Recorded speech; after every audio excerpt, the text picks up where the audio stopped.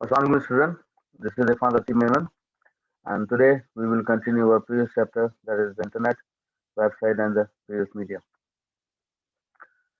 In our past chapter we have already covered what is internet and what is the difference between wired and wireless connectivity, how we get connected. So we have studied between the wireless and the wired. Then after we have studied about how to get from where we are getting the internet. So we have covered different ISPs. After that we have studied about how the data is going to be traveled on the internet. Today, we will study the most important part of the internet, that is IP address and the domain. So, in today's lecture, I will cover IP addresses, domain names, and a few more topics that I have added into this lecture. That is how to configure an IP address on your machine. तो किस तरह हम IP जो है एक machine पे connect करते हैं. How to register your domain. तो डोमेन को किस तरह रजिस्टर किया जाता है. We will discuss on that. अब browser display request web page, जब आप रिक्वेस्ट करते हो ब्राउजर पे कोई भी वेब पेज ओपन करते हो तो वो आपके मशीन पे आपके ब्राउजर पे कैसे ओपन होता है. तो we will discuss this all topic today.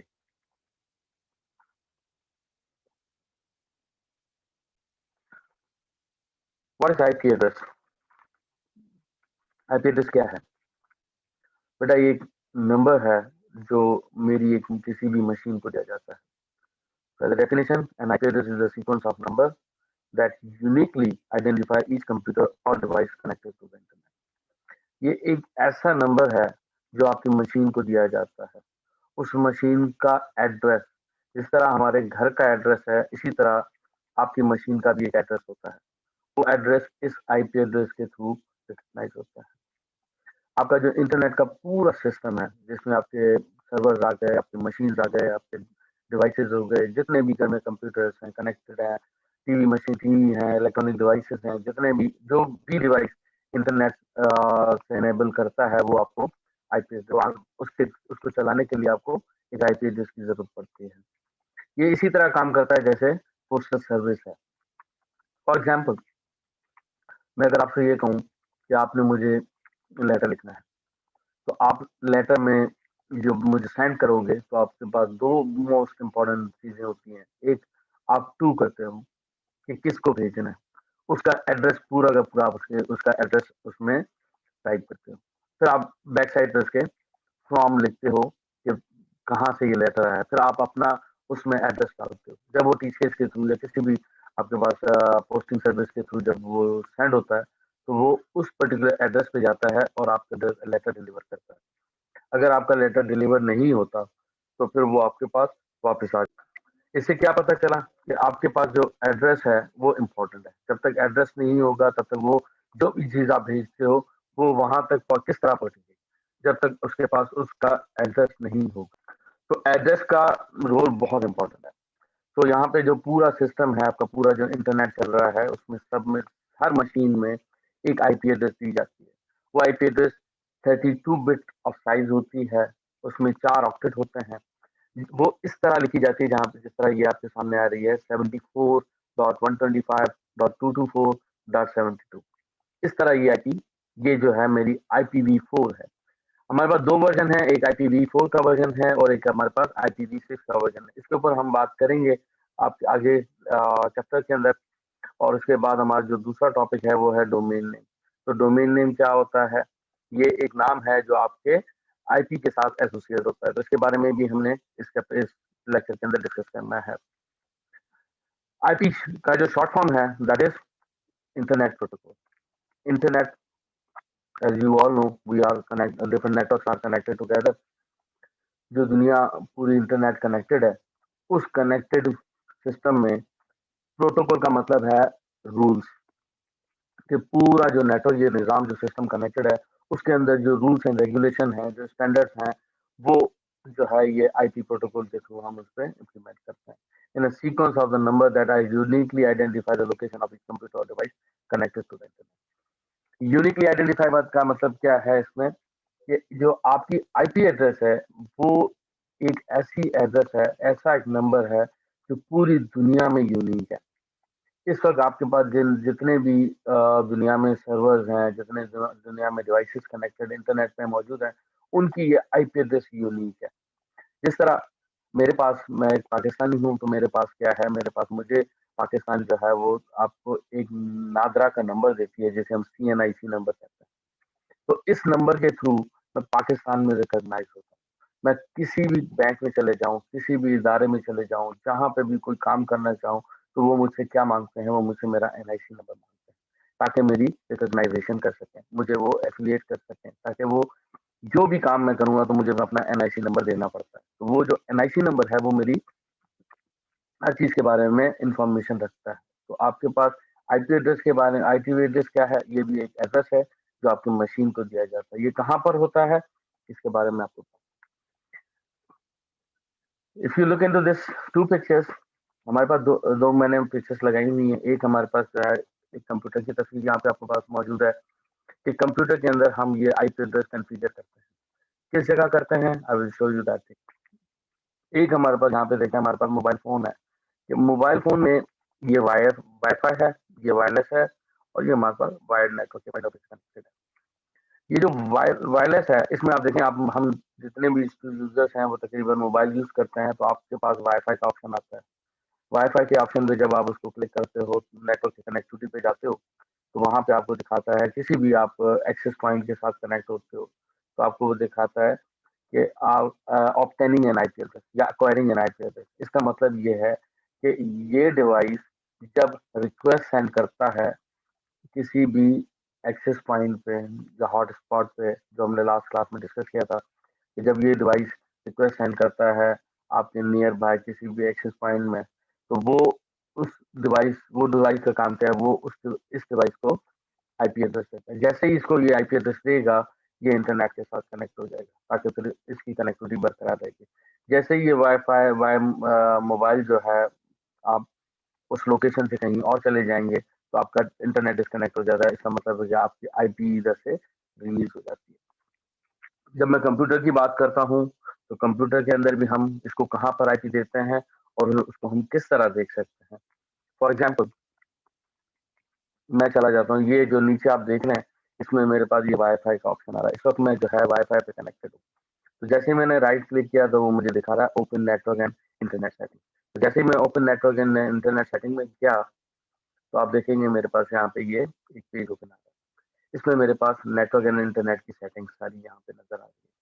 ये स्टेटस दिखा रहा है, स्टेटस पे क्लिक करेंगे तो आपको यहाँ पे पूरा स्टेटस दिखा रहा है कि मैं किसके साथ कनेक्टेड हूँ। You are connected to the internet, वो मुझे बता रहा है कि मैं कनेक्टेड हूँ। आप चेंज कर सकते हैं, यहाँ से मजीद ऑप्शन को इनेबल कर सकते हैं। सेकंड, मैं इस वक्त वाईफाई पे कनेक्टेड हूँ, मेरे पास ईथरनेट मौजूद है। अगर मैं केबल पे के थ्रू कनेक्ट करना चाहता हूँ, तो मुझे ईथरनेट पे कनेक्ट करना पड़ेगा।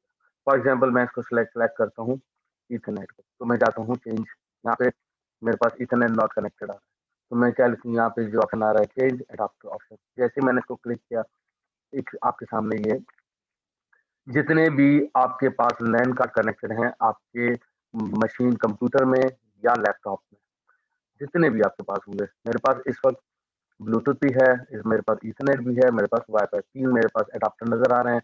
तो इसमें से मैं अभी वायरलेस पे कनेक्टेड हूँ, तो वो मुझे यहाँ पे ग्रीन दिखा रहा है, बाकी ये डिस्कनेक्ट दिखा रहा है। अगर मैं केबल से कनेक्ट होना चाहता हूँ, तो मैं क्या करूंगा, मैं यहाँ पे डबल क्लिक करूंगा, और उसके बाद मैं इसकी सेटिंग्स में जाऊंगा। तो यहाँ पे देखेंगे इंटरनेट प्रोटोकॉल वर्जन लिखा हुआ है IPv4। जैसे मैंने इसको डबल क्लिक किया, it show me some information कि use the following IP address. तो मैं यहाँ पे क्या लिखूंगा, फॉर एग्जांपल 192.168.0.1। तो ये मेरी IP एड्रेस यहाँ पे सेट हो गई, मैंने ओके कर दिया, और मैंने ओके कर दिया। जैसे ही मैंने इसको केबल कनेक्ट करूंगा, तो दूसरा डिवाइस जो है वो मुझे इसमें शो करेगा कि किस, यही काम मैं आपको एक सिमुलेटर के थ्रू, एक सॉफ्टवेयर है मेरे पास, जिसमें आपके पास आपको सारे डिवाइसेस जो हैं वो टेस्टिंग पर्पस पे आप कनेक्ट करते हैं। ये रियल टाइम नहीं है, ये सिमुलेटर है। तो सिमुलेटर पे हम कनेक्ट करके दिखाता हूँ मैं आपको। दो मशीनें, ये मेरे पास ये मशीन है, ये मशीन मैंने एक कंप्यूटर कनेक्ट किया, दूसरा मैंने ये वाला कंप्यूटर कनेक्ट किया। You can take laptop as well, तो हमारे पास लैपटॉप भी मौजूद है। फॉर एग्जाम्पल, अगर मैं इसको डबल क्लिक करता हूँ, तो ये देखें आपके पास एग्जैक्टली मशीन की तरह नजर आ रहा है, जैसे आपके पास कंप्यूटर नजर आता है। इसी तरह जब मैं लैपटॉप को डबल क्लिक करता हूँ, तो आपको लैपटॉप की शक्ल दिखा रहा है। ये देखें, ये इंटरनेट का जो कनेक्शन है वो यहाँ मौजूद है। तो जिस तरह मैंने आईपी कॉन्फ़िगर की तो मैंने आईपी जाके यहाँ पर कॉन्फ़िगर की, और अगर मैं कंप्यूटर की बात करूँ तो मैं कंप्यूटर में मैंने यहाँ पर जाके आईपी कॉन्फ़िगर की। तो जब मेरे पास ये इथरनेट कनेक्टेड है तो मैं उस पे जाके फॉर एग्जांपल जहाँ पे मैं आईपी दे रहा हूँ वही वाली आईपी दे रहा हूँ, तो आपके सामने 192.168.0.1 और मैंने टाइप करके ओके कर दिया। तो ये मशीन मेरे पास इस पे आईपी आ गई और मैंने इस मशीन को भी एक आईपी दे दी 192.168.0.2, तो मैंने एक और आईपी दे दी। जब इन दोनों मशीन को मैं आपस में कनेक्ट करता हूँ तो आई विल सी कि देयर में बी कनेक्टिविटी, इन दोनों के बीच में कनेक्टिविटी स्टैब्लिश हो गई, ग्रीन कलर बता रहा है कि मतलब ये कनेक्टेड। इसकी कनेक्टिविटी मुझे कैसे पता चले, क्या कौन सी कमांड्स हैं जिसके थ्रू मैं ये चेक कर सकता हूँ? तो बेटा आपके पास आप जाएंगे कहाँ पे, कमांड विंडो पे। आप इधर से भी जा सकते हैं सिमुलेटर से भी, और अपने अगर मशीन पे हैं तो आप जाएंगे कमांड विंडो सीएमडी करके कमांड फॉर्म पे, तो यहाँ से भी आपको ये पता चल जाएगा और वहाँ से भी पता चल जाएगा। तो पहले मैं सिमुलेटर पे आपको करके दिखाता हूँ, फिर वहाँ पे आपको करके दिखाता हूँ। कमांड फॉर्म पे क्या मैंने लिखा आईपी कॉन्फिग, एक कमांड है आईपी कॉन्फिग। इससे क्या होता है कि बताता है कि मेरे पास नेटवर्क इंटरफेस कार्ड पे या लैन कार्ड पे मेरे पास कौन सी आईपी है। तो जैसे ही मैंने एंटर किया तो मुझे बताया क्या, तो मैंने आईपी एड्रेस कॉन्फ़िगर किया वो 192.168.0.1 किया। इसी तरह मेरे पास दूसरा कंप्यूटर है और दूसरी एक कमांड है पिंग कमांड। इसका क्या काम है? इसका काम ये है कि ये इस मशीन से इस मशीन से इस मशीन पे एक रिक्वेस्ट भेजेगा जिसे हम पिंग रिक्वेस्ट कहते हैं। जब ये यहाँ से रिक्वेस्ट आएगी इस तरफ तो ये कहेगा आई एम अलाइव और डेड। अगर ये अलाइव होगा तो रिप्लाई करेगा यस आई एम अवेलेबल, मैं आपके साथ कनेक्टेड हूँ। अगर ये अवेलेबल नहीं होगा तो ये क्या कहेगा, आई एम नॉट अवेलेबल, तो आई एम जो है आपको रिप्लाई नहीं मिलेगा। तो फिर वक्त मेरे पास मैंने क्या किया, मैंने इसको पिंग कमांड दी। कहाँ दूंगा, 192.168.0.2 पे, तो मुझे रिप्लाई मिला yes I am getting response from this machine. ठीक है, अगर मैं फॉर एग्जाम्पल किसी और मशीन को पिंग करता हूँ जो मेरे साथ कनेक्टेड ही नहीं, तो मेरे पास रिप्लाई नहीं आ रहा। ये देखिए मेरे पास रिप्लाई नहीं आ रहा, उसको नहीं पता कि 0.3 कौन है और वहां से मुझे क्या रिस्पॉन्स आना, तो रिक्वेस्ट टाइम आउट आ रहा है। ठीक है, तो इसका मतलब है कि वो मेरे साथ कनेक्टेड नहीं, मगर मेरे साथ ये कनेक्टेड है। तो this is how you can configure an IP address on two machines and वापस में कनेक्ट करें। ये सिमुलेटर है, रियल टाइम तरीके से मैंने आपको बताया कि रियल टाइम तरीके से आप कैसे कर सकते हैं। आप नेटवर्क एडाप्टर में जाके चेंज एडाप्टर सेटिंग करेंगे, इथरनेट में जाएंगे और यहाँ पे जाके एक आईपी एड्रेस यहाँ पे देंगे जो मैंने अभी दी हुई है, और एक आईपी एड्रेस आप कहाँ पे देंगे, दूसरी मशीन में देंगे जो आपने जिसके साथ कनेक्ट करनी है। तो इस तरह ये दोनों आपस में मशीनें आपस में कनेक्ट हो जाएंगी। तो यही वाली सेटिंग मैंने अब अभी आपको शो की कि how you will get this IP connected, और मोबाइल पे भी आप वाईफाई के थ्रू इसको कनेक्ट कर सकते हो। बेटा हमारे पास दो वर्जन है IPv4 के और IPv4 और IPv6 के अंदर। IPv4 जो है बेसिकली इसके अंदर limited number of IP addresses थी। तो जिस तरह आपने देखा है कि पूरी दुनिया जो है वो बहुत ज़्यादा एक्सपोनेंशियली ग्रो कर रही है, आपके सारे डिवाइसेस जो हैं वो बढ़ रहे हैं। पहले हम सिर्फ और सिर्फ कंप्यूटर पे कनेक्ट करते थे, अब मुझे जो है टेलीविज़न भी कनेक्ट करना है, मुझे मोबाइल फ़ोन भी करना है, मुझे अपने घर के जो वॉच भी है वो भी इंटरनेट से कनेक्ट करनी है। जितने भी आपके पास स्मार्ट डिवाइसेस आ रहे हैं वो सारे इंटरनेट इनेबल्ड डिवाइसेस हैं। तो जितने डिवाइसेस हमने आईसीटी के अंदर पढ़े हैं वो सारे के सारे मुझे क्या है, इंटरनेट पे अगर अवेलेबल चाहिए तो मुझे क्या चाहिए, आईपी। तो IPv4 की आईपी एड्रेसेस वो लिमिटेड थी, वो खत्म होने के खत्म हो रही थी। तो इस वजह से न्यू वर्जन बनाया गया जिसे हम IPv6 कहते हैं। तो उसमें क्या है कि नंबर ऑफ आईपी जो है वो बढ़ गई ताकि वो इजीली अवेलेबल हो जाए और यूजर्स जो है वो आप आईपी यूज करके इंटरनेट के साथ कनेक्ट कर जाए। तो उसकी डेफिनेशन यहाँ मौजूद है। Due to the growth of internet the original IPv4 addresses begin decreasing in availability. इसी वजह से हमारे पास क्या है, IPv6 scheme increase availability of number of IP addresses exponentially because the lengthy IP address can be difficult to remember। तो ये यहाँ पे जो है हमारे पास IPv6 जो है उसको IPv4 को रिप्लेस कर रहा है। तो बेटा ये थोड़ी सी इंफॉर्मेशन थी आईपी एड्रेस की। तो मैंने आपको बताया कि आईपी एड्रेस की यूनिकनेस क्या है।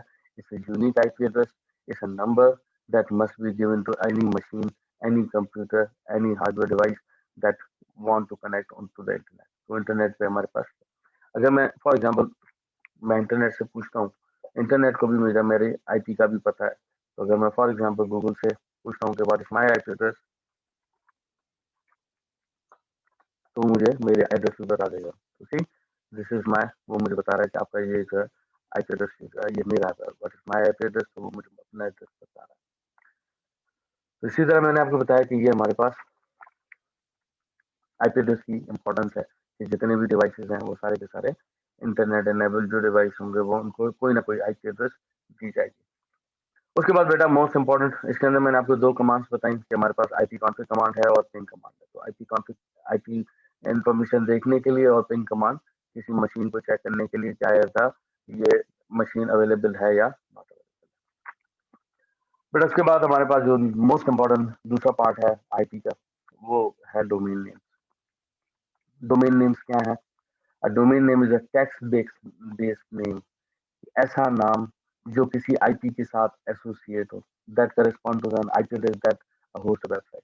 दुनिया में जितनी भी वेबसाइट्स आपको पता है, चाहे वो फेसबुक हो, चाहे गूगल हो, चाहे याहू हो, चाहे हॉटमेल हो, चाहे सब्सक्राइब की यूनिवर्सिटी हो, चाहे आपके पास जो है अपनी आईएसपी हो, चाहे दराज पीके हो, चाहे आपके पास टेडेरा हो, जितनी भी वेबसाइट्स आपको नाम याद है, उन तमाम के तमाम सर्वर के पीछे एक आईपी एड्रेस है।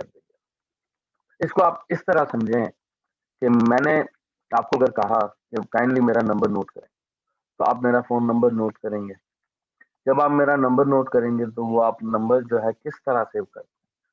आप उस नंबर के अगेंस्ट एक नाम रखते हैं, अपने मोबाइल में एक नाम से सेव करते हैं, क्योंकि human can not remember the numbers too much.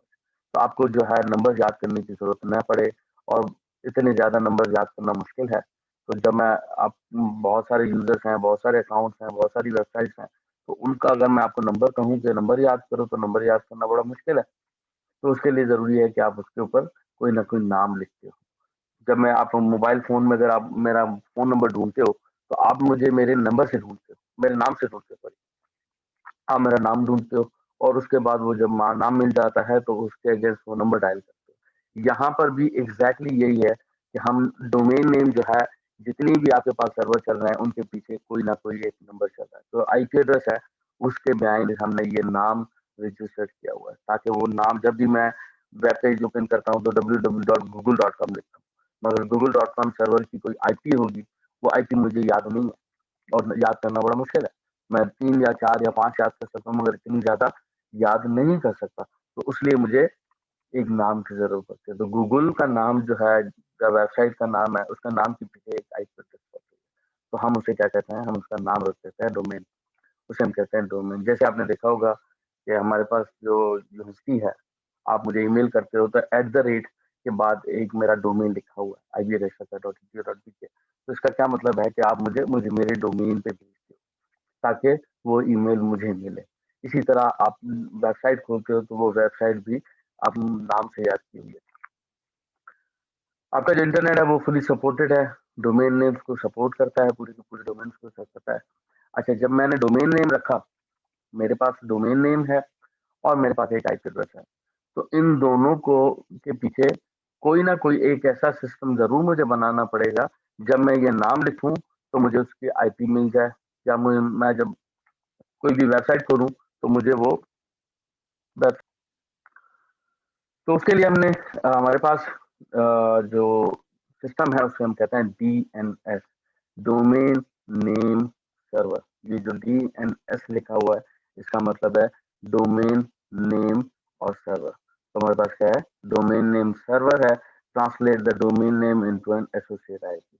जब भी मैं www.google.com लिखता हूँ, yahoo.com लिखता हूँ, या facebook.com लिखता हूँ ऑन माई ब्राउजर, जब मैं ब्राउजर पे ये इंफॉर्मेशन लिखूंगा, तो वो क्या करेगा, मेरी मशीन से रिक्वेस्ट आएगी एक सर्वर पे। ये सर्वर कहाँ पड़ा हुआ है? ये सर्वर आपके पास जो इंटरनेट प्रोवाइड कर रहा है, मतलब आपकी आईएसपी, आपके आईएसपी के पास ये रिक्वेस्ट आएगी। वो उस आईएसपी सर्वर को कहेगा कि मुझे इस डोमेन की एड्रेस बताओ, तो वो उस डोमेन का आईपी एड्रेस उसको बताएगा। और फिर जब मुझे आईपी एड्रेस मिल गया, मुझे उसकी लोकेशन का एड्रेस मिल गया, तो मैं इजीली उस पर्टिकुलर डोमेन तक, उस पर्टिकुलर मशीन तक, उस पर्टिकुलर सर्वर तक मैं आराम से जा सकता हूँ। तो ये मुझे हेल्प करता है domain name server. Domain name is the part of web address, जो मेरा वेब एड्रेस होता है। आई विल डिस्कस कि वेब एड्रेस मतलब जो हमारे पास जो वेबसाइट हम टाइप करते हैं, that you type into a browser address bar to access a website. किसी भी वेबसाइट को एक्सेस करने के लिए उसका वेब एड्रेस होता है, तो उस वेब एड्रेस पे जाना है www.google.com या facebook.com। तो जैसे ही आपने एंटर किया तो वो आपको क्या देगा, एड्रेस देगा। अच्छा बेटा, इसके अंदर हमारे पास जो डोमेन नेम है, अब ये डोमेन नेम का सिस्टम चल कैसे रहा है, जो मैंने आपको बताया कि पहला पार्ट जो है www.google.com लिखते हैं, तो ये google.com क्या है, ये डोमेन है। मगर google.com के डोमेन के अंदर भी हमारे पास 3 लेयर्स होते हैं। तो हमारे पास सबसे बड़ी ऊपर जो लेयर है वो क्या है, रूट डोमेन की लेयर होती है, जिसे हम रूट डोमेन कहते हैं। उसके बाद हमारे पास टॉप लेवल डोमेन्स हैं। ये जो टॉप लेवल डोमेन्स हैं, जो जो लिस्ट नजर आ रही है ये आपके सामने। अब देखिए, हमारे पास मोस्टली जो आपने देखा होगा वेबसाइट किस नाम से आती है, .com के नाम से, .edu के नाम से आती है, .gov के नाम से आती है, .military के नाम से आती है, .net के नाम से आती है, .org के नाम से आती है। तो इसका क्या मतलब है कि मैं जब फिर कोई ब्राउजर पे लिखता हूँ www.google.com, तो google.com क्या है, वो वेबसाइट है जो कमर्शियल ऑर्गेनाइजेशन है या कोई बिजनेस है या कोई कंपनी है। तो .com से जो है कमर्शियल वेबसाइट जितनी भी है मोस्टली हमारे इस कैटेगरी के अंदर लाई करते हैं। जितने भी एजुकेशन इंस्टीट्यूट हैं वो फिर हमारे पास इस कैटेगरी के अंदर लाई करती हैं। इसी तरह हमारे पास जियो भी है, इसी तरह हमारे पास मिलती है, ये ओरिजिनल हमारे पास टीएलडी हैं। इसके बाद हमारे पास न्यूली टीएलडी जो टॉप लेवल डोमेन्स हैं वो भी ऐड किए गए हैं। फॉर एग्जाम्पल यहाँ पे आप इस फिगर में देखें कि ये लेयर पे हमारे पास कौन सी है, .edu है, .gov है, .com है, .net है। अगर ईडीयू है तो ईडीयू के अंदर एनएसयू की कोई यूनिवर्सिटी है या एमआईटी की यूनिवर्सिटी है, तो ये दोनों यूनिवर्सिटीज है वो इस कैटेगरी में लाया करती है। तो जब भी कोई यूजर कहीं से भी रिक्वेस्ट करेगा तो वो रिक्वेस्ट ईडीयू से होते हुए इधर तक जाएगी या इधर से बैक होकर वापस आएगी। कमर्शियल वेबसाइट्स हैं तो कमर्शियल वेबसाइट सारी इसके अंदर लाया करती हैं। गवर्नमेंट की जितनी भी वेबसाइट्स हैं, चाहे वो पाकिस्तान हो, चाहे वो दुबई हो, चाहे वो यूएसए हो, कनाडा हो, ऑस्ट्रेलिया हो, उनकी गवर्नमेंट की वेबसाइट सारी की सारी इस डोमेन के अंदर लाई करेंगी। तो यहाँ पे हम मजीद इसके अंदर इसका नेटवर्क बढ़ाएंगे। The suffix of the domain names called the top level domains, इसे top level domains कहते हैं। Identify the type और organization associated with the domain, तो कौन सी किस्म का डोमेन है, उस डोमेन की फिर हम उसके साथ एसोसिएशन करते हैं। फिगर के अंदर ये क्लियरली आपके पास, मैं 2.4 के अंदर भी आप देखेंगे, मैं आपको दिखाऊंगा कि for example .com is the PLD, और टेबल आपके सामने यहाँ पे मौजूद है, लिस्ट ऑफ ओरिजिनल। कुछ और नई टीएलडीज ऐड की गई हैं दिस ईयर। आप देखेंगे कि new TLDs are being introduced to give individual business flexibility and creativity when purchase domains. तो यहाँ पे आप देखेंगे कि यहाँ पे .म्यूजियम के नाम से हमारे पास कैटेगरी मौजूद है। ये एक टीएलडी है, तो जितने भी म्यूजियम दुनिया के अंदर है वो सारे के सारे इस कैटेगरी के अंदर हैं। या टेक्नोलॉजी है तो .टेक के नाम से हमारे पास जो टीएलडी है वो इसके अंदर आती है। इसी तरह हमारे पास .name, .biz and so on so forth इसके अंदर हमारे पास सारा कुछ है। .info है, तो ये क्या है, हमारे टीएलडीज है। तो हमारी जो वेबसाइट लिखते हैं www.google.com, तो गूगल क्या है, एक डोमेन है, उसकी जो किस डोमेन के अंदर है, वो हमारे कमर्शियल डोमेन के अंदर है। इन सारे सिस्टम को संभाल कौन रहा है, इस सारे सिस्टम को मेंटेन कौन कर रहा है, मैनेज कौन कर रहा है, तो इसका नाम क्या है, आईकैन। आईकैन का मतलब है internet corporation for assigned name and number. जितने भी हमारे पास आईपी एड्रेसेस हैं, जितने भी हमारे पास नेम्स हैं, ये कौन संभाल रहा है, हमारे एक बट आईकैन के अलावा एक यही कंपनी है मगर थोड़े और नाम से है, उसको हम कहते हैं IANA, internet advance number agency. ये समझ लो कि यही वाली एजेंसी है, इंटरनेट एडवांस नंबर एजेंसी, आईना के नाम से है। ये वो जो आईना है वो बेसिकली नंबर्स, जितनी भी आईपी एड्रेसेस हैं वो सारे के सारे पूरी दुनिया में वो मेंटेन कर रही है। मैं आपको एक फिगर दिखा रहा हूँ, उस फिगर में आपको अंदाजा हो जाएगा कि मैं क्या कहना चाह रहा हूँ या इसके अंदर हम किस तरह ये सारी चीजें चल रही हैं।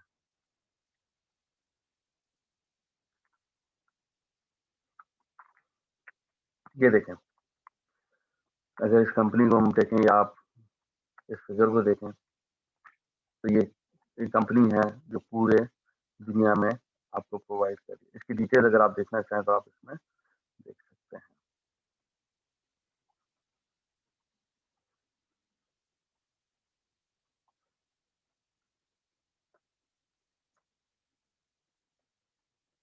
विकिपीडिया पे आप जाएंगे तो आपको ये दिखाएगा कि ये जो कंपनी है internet assign number authority is a standard organization that oversees global IP address location autonomous system root zone management and the domain names। ये domain name भी संभालती है और आपके IP addresses को ICANN भी कहा जाता है। Currently is a function of ICANN non profitable। अब ये क्या करी देखें, इसको पूरी IP एड्रेस इंटरनेट का जो है इन्होंने फिगर दिया हुआ है और इन्होंने क्या किया हुआ है, इन्होंने आपकी जो ऑर्गेनाइजेशन है वो इस तरह डिवाइड की हुई है आपके कॉन्टिनेंट वाइज। तो हमारे पास यहाँ पे इंटरनेशनल ऑर्गेनाइजेशंस कौन सी हैं, ये देखिए आईना की वेबसाइट ओपन है aina.org। मैंने अब देखें यहाँ पे इनका टीएल लिखा है, एक ऑर्गेनाइजेशन है तो इसका org रखा हुआ है और इस कंपनी का। तो ये नंबर्स हैं, ये इन्होंने जो है रीजन वाइज डिवाइड किया हुआ है। तो हमारे पाकिस्तान के अंदर जो है ये कंपनी है जो आपस में कनेक्टेड है सारी, और हमें जो प्रोवाइड करता है वो ये एथनिक, जिसके अंदर एशिया के पैसिफिक के सारे रीजन आ जाते हैं। तो हमें अगर आईपी लेनी होती है तो फिर हम कॉन्टेक्ट करते हैं एथनिक के साथ और इनसे फिर हम कम्युनिकेशन करते हैं, बात करते हैं और वो फिर हम इसको आईपी की इन्फॉर्मेशन देते हैं, कहते हैं आईपी एड्रेस। तो यहाँ पे ये मुझे आईपी एड्रेस अगर मुझे लेनी होती है या आईएसपी बनानी होती है तो फिर मैं इनसे कॉन्टेक्ट करता हूँ। This is how they will make me connected.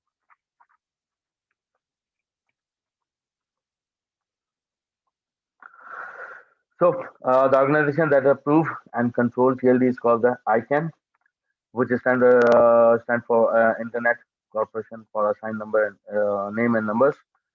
For website outside the United States, इसमें एग्जाम्पल बता रहा है कि the effects of the domain name may include the country code। तो फर्दर TLD किस तरह बनते हैं, सीसी हम उसको कंट्री कोड के नाम से देते हैं। जैसे जो हम फॉर एग्जांपल यहाँ पे हमारे पास एक वेबसाइट है www.philips.com.au। इस au का क्या मतलब है, ऑस्ट्रेलिया। तो फिलिप्स में हम लिखते हैं फॉर एग्जांपल दराज डॉट पी के, दराज डॉट सी यू, जो है सी पी के का क्या मतलब है, पाकिस्तान। यहाँ पे .com.au है, इसका क्या मतलब है, इस ऑस्ट्रेलिया। या amazon.com भी है, amazon.pk भी है, amazon.ca भी है, amazon.uk भी है। तो जिस जिस कंट्री का नाम होगा, जिस जिस वो कंपनी अगर कहीं पे भी होगी तो आपको नजर आएगी। अगर फॉर एग्जांपल पाकिस्तान की कोई कंपनी आप ओपन करोगे तो डेफिनेटली उसके पीछे आखिर में क्या लगता है, पीके। इसी तरह दुबई के लिए ए यूज होता है या डिफरेंट कंट्रीज के लिए डिफरेंट डिफरेंट हमारे पास शॉर्ट कीवर्ड्स हैं। तो वो फिर हम उसको रिप्रेजेंट करता है कि ये किस कंट्री का डोमेन है या किस कंट्री के अंदर ये फ्लिक्स मौजूद है। बट इसके बाद जो डिस्कस किया था कि मैंने कहा एक आपके पास हाउ टू के अंदर क्वेश्चन था how to register a domain. तो हमारे पास मैंने अब अभी आपको बताया कि एक डोमेन नेम होता है जिसको हम नाम बनाते हैं। जो भी नाम, अगर फॉर एग्जांपल मैं कोई अपनी कंपनी बना रहा हूँ, मैं अपना कोई ऑर्गेनाइजेशन बना रहा हूँ, या कोई भी मेरा इदारा है, कोई शॉप है, कोई भी छोटा मोटा बिजनेस है आपका, आप चाहते हो कि आपकी कोई वेबसाइट हो। तो अगर आपकी वेबसाइट हो तो आपको उस वेबसाइट का नाम चाहिए। उस वेबसाइट को नाम देने के लिए उस नाम को हम कहते हैं डोमेन। तो जिस तरह हम ईमेल आईडी बनाते हैं, तो आपने लास्ट क्लास में मुझे याद है कि आपसे मैंने डिस्कस हुआ था कि आप जब ईमेल बनाने के तो आपके पास बहुत सारे जो है ऑप्शंस आ रहे थे। मतलब मैंने फॉर एग्जांपल एक कॉमन नेम से बनाया तो वो मुझे कह रहा है कि नेम इज ऑलरेडी अवेलेबल। तो आपने दोबारा उसके नियर बाय कोई नाम फर्दर सोचा, फिर उसके बारे में उसको लिखा, या फिर आपको मजीद सजेशन देता था, आप उसमें कोई ना कोई चीज ऐड कर रहे थे या रिमूव कर रहे थे। तो उससे क्या हो रहा था कि आप जो नाम दे रहे हो उस नाम के अगेंस्ट एक ऑलरेडी नाम रजिस्टर्ड हुआ है। तो आपने एक यूनिक सा नाम ढूंढना है, या आपको जो नाम चाहिए उसके नियर बाय कोई ना कोई नाम ढूंढना है। तो उसके थ्रू आप जो है, जैसे ही आपका नाम फाइनल हो जाता है, जैसे आपके सामने हमारी यूनिवर्सिटी है, तो यूनिवर्सिटी का एक डोमेन है जिसपे आप वेबसाइट ओपन करते हो, तो वो क्या है, वो एक यूनिक नाम है। वो नाम फिर किसी को नहीं मिलेगा। जैसे facebook.com है, तो फेसबुक जो है वो किसी को नहीं मिलेगा। आपको नया नाम नई वेबसाइट बनाना है फेसबुक डॉट ऑनलाइन, तो पॉसिबल है। तो आप देखेंगे कि वो आपको इस तरह से नियर बाय कोई नाम मिल जाए तो बेहतर है। अदरवाइज जिस नाम से आप चाहते हैं वो आप उसके नियर बाय आप सर्च करेंगे, सर्च करने के बाद उसको पता चलेगा कि आपके पास वो डोमेन बन रहा है कि नहीं बन रहा है। तो let's see, first step run a browser. तो हम क्या करते हैं, हम अपना ब्राउजर रन करते हैं। मैंने ब्राउजर रन किया। फिर सेकंड स्टेप क्या था, user search audience to locate the domain name register. तो मैंने सोचा था अच्छा कॉपी करते हैं, मैंने लिखा डोमेन नेम। यहाँ पे आप देखेंगे यहाँ डोमेन नेम आ रहा है और यहाँ पे हमारे पास पाकिस्तान का आ रहा है pk.godaddy.com.domain नेम। तो अगर फॉर एग्जाम्पल मैं पाकिस्तान में अगर कोई डोमेन नेम रजिस्टर करना चाहता हूँ तो ये एक वेबसाइट मौजूद है। यहाँ पे आप अपना क्या करेंगे, यहाँ पे फॉर एग्जाम्पल मैं देता हूँ IBA के नाम से, IBA के नाम से। तो IBA के नाम से मैंने दिया, तो सर्च किया तो उन्होंने कहा कि ऑलरेडी ये नाम मौजूद IBA.com के नाम से। मुझे उन्होंने कहा कि आप या तो IBA को .xy कर लें, ये मुझे सजेशन दे रहा है कि you can choose one of this one. मैंने कहा नहीं, मुझे ये नहीं चाहिए, मुझे चाहिए STHP के नाम से। STHP के नाम से मैंने सर्च किया, मुझे STHP के नाम से भी नहीं दे रहा, अवेलेबल नहीं है। तो मैंने कहा STHP F1foundation.com।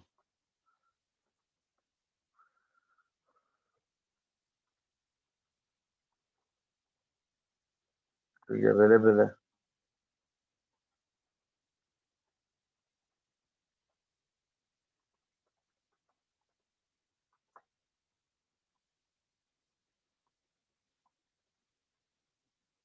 चाहिए अवेलेबल।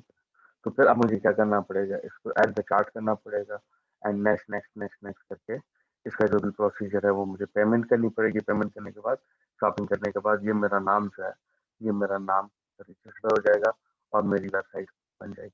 तो मैं इसके इस नाम के अगेंस्ट अपनी जब भी मैं इस वेबसाइट को खोलूंगा, मुझे 761 पर ईयर पेमेंट करनी पड़ेगी। अमाउंट जो है वो मुझे हर महीने हर साल पेमेंट करनी पड़ेगी और उसके लिए फिर ये सारा इनका जो वेबसाइट का सिस्टम है वो मुझे फॉलो करना पड़ेगा। तो if you look into this, यही चीज आपको यहाँ पे मेंशन कर रहा है कि use the search engine to locate the domain and register and then navigate to the website. तो आप वेबसाइट पे नेविगेट कर सकते हैं and then decide which one of one to use. तो कौन सी यूज करना चाहते हैं। Domain is are option various pricing model for the registration. Pricing model के हवाले से भी बताया कि वो प्राइस मांग रहा है। फिर आपसे रिक्वेस्ट करता है कि if the domain name is not available, अगर आपका डोमेन नेम अवेलेबल नहीं है या उसके पैसे बहुत ज्यादा है, तो आप कंटिन्यू सर्च करें या फिर आप उसमें मुख्तलिफ TLDs अप्लाई करें, .com अप्लाई करें, .net अप्लाई करें, .org अप्लाई करें।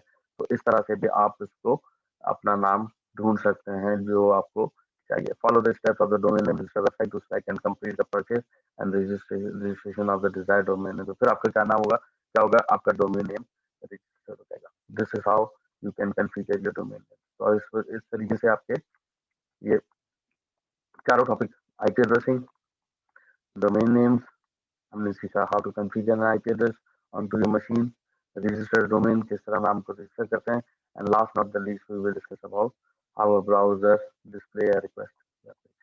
तो हम आते हैं लास्ट पार्ट पे, that is how a browser display a request package. जैसा कि मैंने बताया बेटा, आपको बताया कि जब भी आप कोई ब्राउजर पे रिक्वेस्ट करते हो, www.google.com करते हो, तो आपको क्या होता है, आपका ब्राउजर क्या करता है, आपका ब्राउजर क्या करता है, वो रिक्वेस्ट जो है google.com की रिक्वेस्ट कहाँ जाती है, आपके DNS सर्वर पे। जैसे मैंने आपको पहले ही बताया कि आपकी रिक्वेस्ट कहाँ जाती है, एक सर्वर पे जो आपके नियर बाय ISP के पास मौजूद होता है, या जो आप जहाँ से आप इंटरनेट ले रहे हो।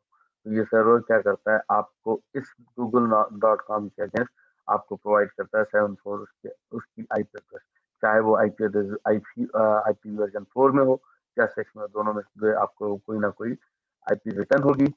उस रिटर्न होने के बाद उस पर्टिकुलर IP, मतलब आपको लोकेशन मिल गया, आपका उसका एड्रेस मिल गया, तो उसके एड्रेस पे आप उस पर्टिकुलर सर्वर तक जाते हो।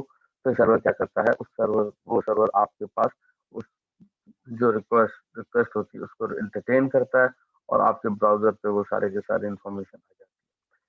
यहाँ पे स्टेप क्लियरली मेंशन है, रन द ब्राउजर। आप पहले ब्राउजर को ओपन करोगे and then enter the web address in the browser address पर। यहाँ पे हमने क्या डाला है, www.google.com। स्टेप 2 क्या होगा, जब आपने ये रिक्वेस्ट दी उसके बाद क्या करेगा, the browser communicate with the DNS server. जैसे मैंने आपको बताया कि it will communicate with the DNS server maintaining by ISP or another provider. The DNS server look up the domain names portion of the web address, find its associated IP address, and then send its IP address to the computer or mobile device. जिस तरह बेटा ये normal है, मैं आपको कहता हूँ किसी भी आप अपने मोबाइल में से किसी का भी नंबर निकालें, तो मैं आप ज़ाहिर-सी बात है मैं आपको कोई रिक्वेस्ट करता हूँ कि आप मुझे किसी पर्टिकुलर पर्सन का नंबर दें। तो आप क्या करेंगे? अपने मोबाइल में वो सर्च करेंगे। आप किससे सर्च करेंगे? उस नाम से जो मैंने आपको नाम बताया। जब मैं आपको नाम बता रहा हूँ तो आप अपने मोबाइल में सर्च करेंगे, अगर आपके पास नंबर अवेलेबल होगा तो आप मुझे बता दोगे सर ये जो नाम मांग रहे हो उसका नंबर ये है। जैसे ही नंबर मुझे मिलेगा मैं उसको डायल करके उससे बात करूंगा। सिमिलरली यहाँ पे भी एग्जैक्टली वही तरीकेकार है कि जब मेरे पास मैंने उसका नाम लिखा, उसने उसका मुझे एड्रेस बता दिया। जैसे ही मुझे एड्रेस मिला मैंने उस पर्टिकुलर वेबसाइट सर्वर तक चला गया, सर्वर ने मुझे क्यूरी को इंटरनेट किया। तो यहाँ पे the browser use the IP address to contact the web server at a specific IP address to request the content of the desired web page. The web server fulfills the user request by sending the desired content to the user browser, which format the page for the display on the screen. तो यहाँ पे क्या होगा आपके पास के contact बेटा if you look आपका topic यहाँ पे खत्म होता है। If we can look on to the book, अब बुक के बारे में थोड़ा सा बुक को भी देख लें। तो हमारे पास जो बुक है उस बुक में हमने कहाँ तक जो चीजें आपके पास यहाँ पे आ रही हैं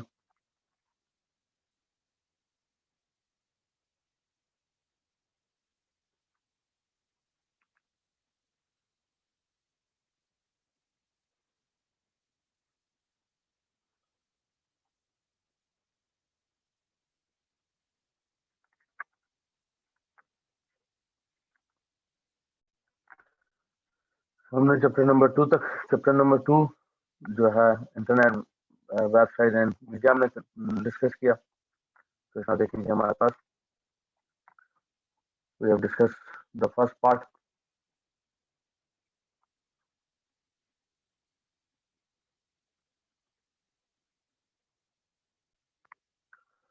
हमने डिस्कस किया इंटरनेट के बारे में, इंटरनेट क्या होता है। उसके बाद हमने डिस्कस किया वायर्ड वायरलेस डिस्कस किया, किस तरह हमें इंटरनेट सर्विस मिलती है कनेक्टेड टू द नेट, तो किस तरह हम इंटरनेट के साथ कनेक्ट होते हैं। तो हमने डिस्कस किया वायर्ड और वायरलेस। उसके बाद हमने डिस्कस किया कि इसके कौन कौन सी हमारे पास वायर्ड टेक्नोलॉजीज मौजूद हैं। हमारे पास केबल इंटरनेट सर्विस था, वाईफाई के अंदर मोबाइल ब्रॉडबैंड, फिक्स वायरलेस और सैटेलाइट मौजूद था। तो हमने इसके ऊपर डिस्कस किया। उसके बाद बेटा हमने इसके बारे में हॉटस्पॉट के बारे में डिस्कस किया गया, किस तरह क्या होता है हॉटस्पॉट, क्या होता है, तो इंटरनेट सर्विस हमें कैसे मिलती है। तो इंटरनेट सर्विस प्रोवाइडर का मतलब हमने डिफरेंट इंटरनेट सर्विस प्रोवाइड पढ़े और उसकी डिटेल्स हमने डिस्कस की। आज हमने how the data is travel on the internet, तो हमने ये डिस्कस किया कि किस तरह आपका रिक्वेस्ट जब आप करते हो वेब पेज की या आपकी रिक्वेस्ट की तो वो इंटरनेट पे किस तरह ट्रेवल होता है। तो हमने डिस्कस किया। आज हमने जो डिस्कस किया वो हमने आईपी एड्रेस एंड डोमेन के बारे में डिस्कस किया। IPv4 डिस्कस किया, IPv6 डिस्कस किया और आईपी डोमेन नेम्स हम डिस्कस किए कि क्या होते हैं। फिर हमने टीएलडीस को थोड़ा सा डिस्कस किया, इसके अंदर जो डेटा था वो ऑलरेडी हम कवर कर चुके हैं। हाउ टू रजिस्टर डोमेन, किस तरह डोमेन रजिस्टर होता है वो भी हमने डिस्कस किया। और how a browser request web page, तो किस तरह ब्राउजर रिक्वेस्ट करता है वेब पेज को। नेक्स्ट हमारा टॉपिक है वो है हमारा world wide web. We will cover this topic in the next meeting, next lecture. Thank you very much for today.